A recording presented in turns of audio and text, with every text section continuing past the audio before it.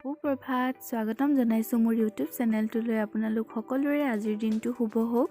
আহক কেইটামান মহৎ লোকৰ বাণীৰে আজিৰ দিনটো আৰম্ভ কৰোঁ।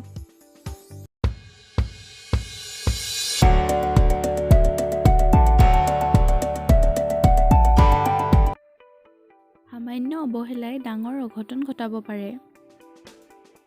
যিটো তুমি আজিয়ে শেষ কৰিব পাৰা, সেইটো তুমি কাইলৈৰ বাবে কেতিয়াও থৈ নিদিবা।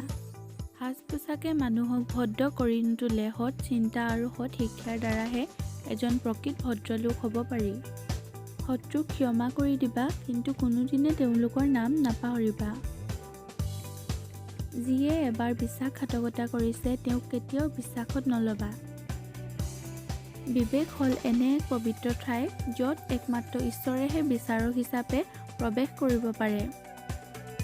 যেতিয়া তুমি পৃথিৱীলৈ আহিছিলা, তুমি কান্দি আহিছিলা আৰু ওচৰ চুবুৰীয়াসকলে হাঁহিছিল।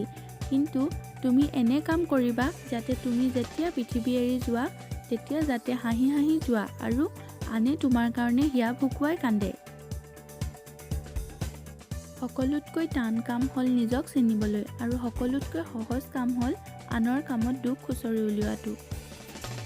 যিজনে সুন্দৰভাৱে জীৱন নিৰ্বাহ কৰিছে, হাঁহিমুখে জীৱনৰ মুখামুখি হৈছে আৰু প্ৰেমেৰে জীৱন ভৰাই তুলিছে, তেওঁৱেই সফল মানুহ। অতীত সমালোচনাৰ ঊৰ্ধ্বত নহয়, কিন্তু তাৰ বিৰুদ্ধে অভিযোগ উত্থাপন কৰাটো অৰ্থহীন। অতীতক অধ্যয়নহে কৰিব লাগে।